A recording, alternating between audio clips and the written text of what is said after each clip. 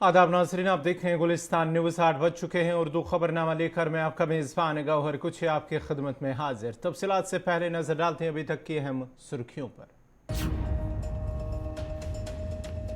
दफा 370 की मनसूखी को चैलेंज करने वाली अर्जियों पर सुप्रीम कोर्ट में आज भी हुई समाअत। चीफ जस्टिस ऑफ इंडिया की शेख अब्दुल्ला की 27 पर एनसी ने खुशी का किया इजहार। भाजपा ने एनसी, पीडीपी और कांग्रेस पर साधा निशाना। जम्मू कश्मीर की आवाम को गुमराह और तामीर और तरक्की का है दुश्मन।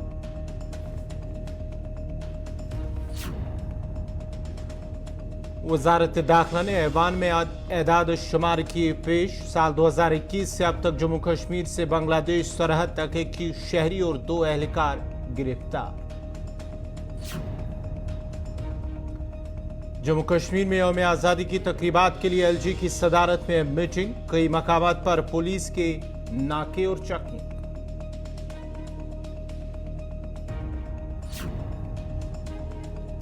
महंगाई बेरोजगारी को लेकर रामबन में कांग्रेस का एहतजाज। बढ़ती कीमतों के बायस लोगों को रोजमर्रा का जरिए माश चलाने में मुश्किलात का सामना।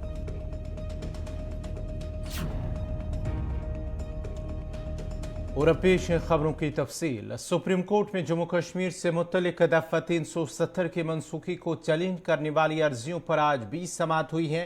चीफ जस्टिस डीवाई चंद्रचूड़ की सरबराही में 5 जजों की आईनी बेंच इस मामले की समाअत कर रही है। दफा 370 की मनसूखी के खिलाफ सीनियर वकील और राज्यसभा के रुकन कपिल सिब्बल ने बहस का आगाज किया। कपिल सिब्बल ने अपने दलाइल अदालत के सामने रखते हुए कहा कि रियासत जम्मू कश्मीर का दीगर रियासतों के बरक्स एक मखसूस इंतजाम के तहत यूनियन ऑफ इंडिया के साथ इल्हाक किया गया था और इल्हाक के दस्तावेज के मुताबिक बाज़ खास महकमों जैसे दिफा और मवासलात के बगैर रियासत को अपने कवानीन बनाने का इख्तियार होगा। उन्होंने कहा कि ये गलत है कि आइन की दफा 370 आर्जी थी, बल्कि इस दफा का इतलाक इस तरीके से किया गया था कि इसकी खैयत एक मुस्तकिल दफा की हो गई थी। उन्होंने कहा कि जम्मू कश्मीर के लिए यह शर्त आयद की गई कि मुल्क का कोई भी कानून तब तक वहां पर लागू नहीं हो सकता जब तक कि वहां की असम्बली इसकी तौसीक न करे।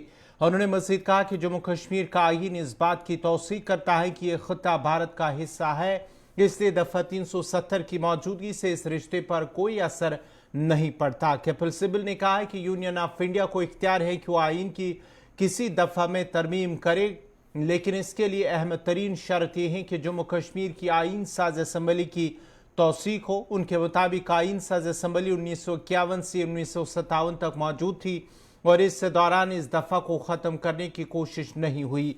अब चूंकि आइन साज असम्बली मौजूद नहीं है और इसकी तौसीक हासिल नहीं की जा सकती, इसलिए पार्लियामेंट को यह इख्तियार नहीं कि वो इस दफा को ख़त्म करे या इसमें तरमीम करे। कपिल सिब्बल के दलाइल के दौरान मुतअद्दिद बार चीफ जस्टिस और बेंच के दीगर अरकान ने मुदाखलत की और सवालात भी पूछे।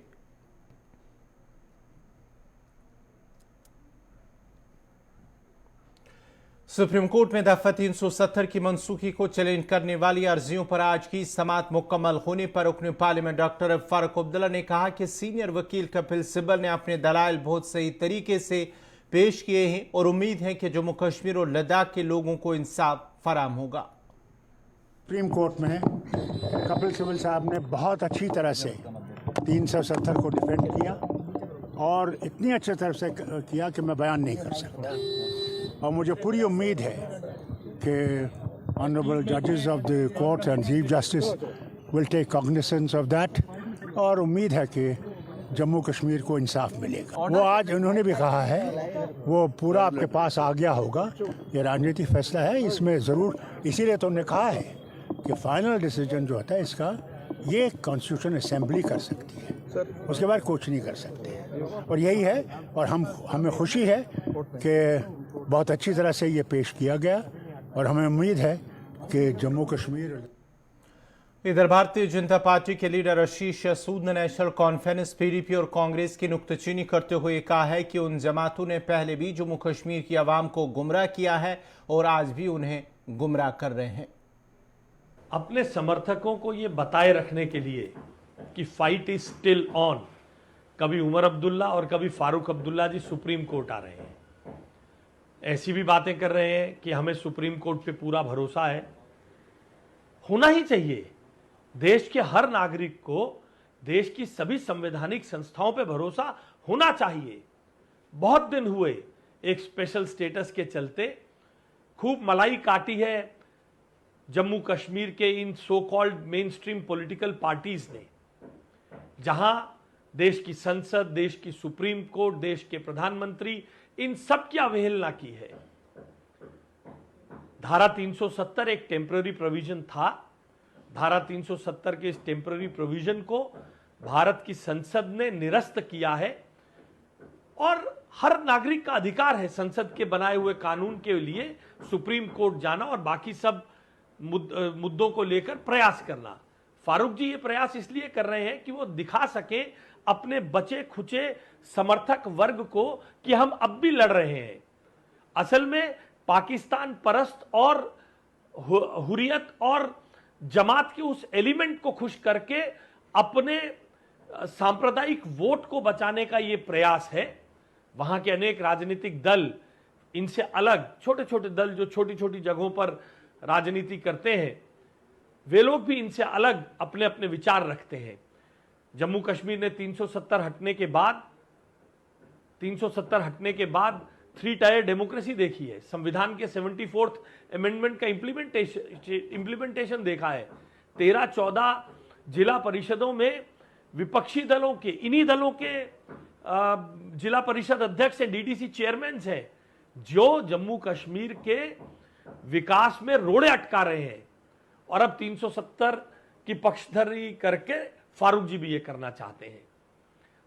टीडीसी में विपक्षी चेयरमैन के माध्यम से जनता समझ चुकी है कि फारूक अब्दुल्ला जी, महबूबा मुफ्ती जी और गांधी ये सब जम्मू कश्मीर पुलिस ने 34 बरस के बाद एक कश्मीरी पंडित जज नीलकंठ गंजू के कत्ल की तहकीकात का आगाज किया और इस सिलसिले में अवाम से इस केस की इत्तला और मालूमात तलब की हैं। वही भारतीय जनता पार्टी के तर्जमान अल्ताफ ठाकुर ने फैसले का खैर मकदम करते हुए कहा कि वक्त आ गया है कि सबको इंसाफ मिलना चाहिए। उन्हें उम्मीद है कि मौजूदा हुकूमत तहकीकात करके कसूरवारों को सजा दिलवाएगी। लेकिन आज तक किसी गवर्नमेंट ने इसकी सुध नहीं ली है।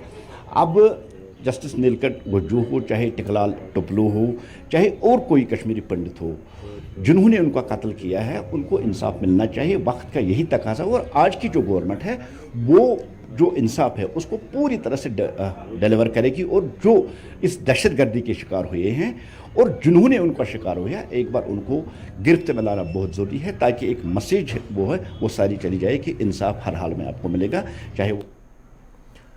इधर नेशनल कॉन्फ्रेंस के senior leader doctor Sheikh Mustafa Kamal ने कहा है कि न सिर्फ नीलकंठ कत्ल मामले की तहकीकात होनी चाहिए, बल्कि जितने भी कत्ल हुए हैं उनकी भी तहकीकात होनी चाहिए ताकि सबको इंसाफ मिल सके।